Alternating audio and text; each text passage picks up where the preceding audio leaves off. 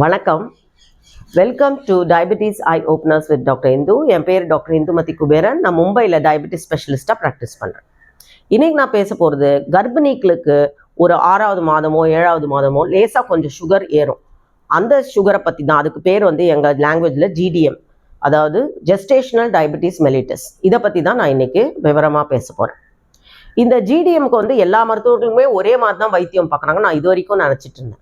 ஆனால் இப்போ ரீசண்டாக அவுரங்காபாத்தில் பிஎஸ்ஜி அப்படின்ற ஒரு கான்ஃபரன்ஸுக்கு போகும்போது தான் ஒரு மருத்துவரும் ஒரு இஷ்டத்துக்கு தான் ட்ரீட் பண்ணுறாரு அப்படின்றத நான் புரிஞ்சுக்கிட்டேன்.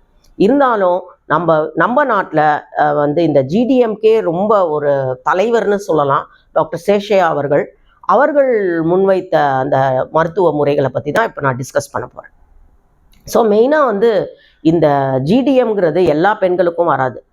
நல்லா கரெக்டாக வெயிட் நார்மலாக இருக்காங்க, அவங்க குடும்பத்தில் பாரம்பரியமாக எதுவுமே சுகர் ப்ராப்ளம் இல்லைன்னா அந்த பெண்களுக்கு அவ்வளோவா வராது. ஆனால் கொஞ்சம் உடல் பருமனாக இருக்கிற பெண்களுக்கும் அவங்க ஃபேமிலியிலே ஏற்கனவே நிறையா சர்க்கரை நோயாளிகள் இருந்தாங்கன்னா அவங்களுக்கு கண்டிப்பாக அந்த ஜிடிஎம் வர்றதுக்கான சான்சஸ் ரொம்ப ரொம்ப அதிகம். முன்னெல்லாம் நாங்கள் வந்து 6வது வாரம் 12வது வாரம் இப்படிலாம் செக் பண்ணிட்டு இருந்தோம். ஆனால் இப்போ வந்து யூனிவர்சல் ஸ்க்ரீனிங் அப்படின்றது வந்துடுச்சு. ஏன்னா இப்போ எல்லாருமே பெண்கள் கொஞ்சம் லேட்டாக கல்யாணம் பண்ணிக்கிறாங்க. கல்யாணம் பண்ண பிறகும் 2-3 வருஷம் ரெஸ்ட் எடுத்துட்டு அது ஒரு 32-33 தான் ட்ரை பண்ணவே ஆரம்பிக்கிறாங்க குழந்தைங்களுக்கு.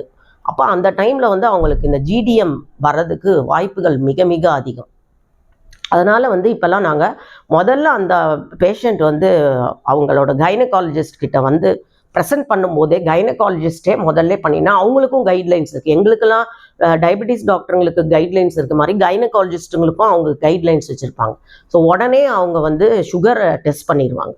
ஸோ முதல்லேருந்தே சுகர் இருக்குது, லேசான பார்டர் லைனில் இருந்தாலும் அதை கண்டிப்பாக நம்ம வந்து அதை வைத்தியம் பார்த்து தான் ஆகணும். வைத்தியம் பார்க்கலன்னா அந்த அம்மாவுக்கு உடம்புக்குள்ளே இருக்கிற அதாவது அந்த அம்மாவுக்கு சர்க்கரை அளவுகள், ரத்தத்தில் இருக்கிற சர்க்கரை அளவுகள் வந்து அந்த பிளசண்டா வழியாக போய் வளரக்கூடிய அந்த கருவை பாதிக்கலாம். அதனால தான் நாங்கள் வந்து கொஞ்சம் லேசாக சுகர் ஏறியிருந்தாலும் அவங்களுக்கு உடனே நாங்கள் ட்ரீட்மெண்ட்டாக ஆரம்பிச்சிடுவோம். ஸோ இது என்ன ஜிடிஎம்னா என்ன, எந்த ஒரு லெவலுக்கு அப்புறம் ஜிடிஎம் அப்படின்னா, சாப்பிட்றதுக்கு முன்னாடி அதாவது வெறும் வயிற்றுல 95க்கு மேலே இருந்தாலே அது வந்து சர்க்கரை நோய் தான் ஜிடிஎம். அதே மாதிரி சாப்பிட்டு 2 மணி நேரத்துக்கு பிறகு 120க்கு மேலே போனாலே அது ஜிடிஎம். இவ்வளோ டைட்டாக கண்ட்ரோலில் வச்சாதான் அந்த வளர்கிற குழந்தை நல்லா வளரும், ஒரு பிரச்சனை இல்லாமல் வளரும். ஸோ ஏதாவது ஒரு லேடிஸ் இந்த ஃபஸ்ட்டாக நாங்கள் யூனிவர்சல் ஸ்க்ரீனிங் ஃபஸ்ட்டு ஸ்க்ரீனிங் சொன்னோம் இல்லையா, முதல்ல ப்ரெசென்ட் பண்ணும்போது எங்களுக்கு சந்தேகம் வந்ததுன்னா அதுக்கு ஓஜிடிடின்னு ஒரு கன்ஃபர்மேட்டரி டெஸ்ட் இருக்குது. அந்த டெஸ்ட் பண்ணி அவங்களுக்கு ஜிடிஎம் இருக்கா இல்லையா அப்படின்னு கண்டுபிடிச்சிடும். ஜிடிஎம்க்கு ரொம்ப ரொம்ப இம்பார்ட்டண்ட்டான ட்ரீட்மெண்ட் வந்து இன்சுலினோ மெட்ஃபார்மினோ கிடையாது, டயட் அண்ட் எக்ஸசைஸ். மெயினாக வந்து அவங்க ரொம்ப கரெக்டான உணவு முறையை சாப்பிடணும் அண்ட் தினமும் உடற்பயிற்சி செய்யணும். இது ரெண்டும் மோஸ்ட்லி, அதுவும் முதல் குழந்தை ப்ரெஷியஸ் குழந்தை ரொம்ப வருஷம் கழிச்சு உண்டாயிருக்காங்கன்னா அந்த பெண்கள்லாம் ரொம்ப அதை கரெக்டாக ஃபாலோ பண்ணுவாங்க, டயட் எக்ஸசைஸ் நல்லா ஃபாலோ பண்ணுவாங்க. அதுக்கப்புறம் அதை மீறி அவங்களுக்கு சுகர் குறையலை அப்படின்னா நான் டார்கெட் சொன்னேன் இல்லையா, வெறும் வயிற்றுல 95க்கு மேலேயும் 2 மணி நேரத்துக்கு பிறகு 120க்கு மேலேயும் இருக்குது, டயட் எக்ஸசைஸ் ஃபாலோ பண்ணி இப்படி இருக்குன்னா, நீங்கள் சேஷையா அவர்கள் இங்கே தமிழ்நாட்டில் இருக்கிற மோஸ்ட் ஆஃப் த டாக்டர்ஸ் வந்து மெட்ஃபார்மின் அப்படிங்கிற மருந்தை நாங்கள் யூஸ் பண்ணுறோம். ஆனால் அங்கே வெளிநாடுகள்லேயும் இங்கே நார்த்லேயும் சில டாக்டருங்க வந்து இதை கடுமையாக எதிர்க்கிறாங்க. மெட்ஃபார்மின் யூஸ் பண்ணக்கூடாது, குழந்தைய பாதிக்கும் அப்படின்னு சொல்கிறாங்க. ஆனால் நிறைய ஆய்வுகளில் வந்து அந்த மாதிரிலாம் எதுவும் இல்லை. மெட்ஃபார்மின்ற மாத்திரை ரொம்ப ரொம்ப இந்த கர்ப்பிணிகளுக்கு ரொம்ப சேஃபு, அந்த வளர்கிற குழந்தைக்கும் ரொம்ப சேஃபு.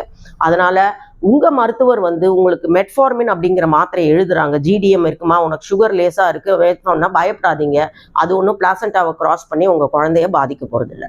மெட்ஃபார்மின்ங்கிற மருந்து வந்து ரொம்ப ரொம்ப ஒரு இன்சுலின் சென்சிடைசர் அண்ட் ஒரு 250 மில்லிகிராம் 3 வேளை போட்டாலே அந்த கர்ப்ப காலம் முழுவதும் அந்த 9 மாதமும் நல்லா நீங்கள் சேஃபாக சுகரை கண்ட்ரோலில் வச்சு நல்ல ஹெல்தி பேபியாக நீங்கள் பெற்றெடுக்கலாம். நன்றி, வணக்கம்.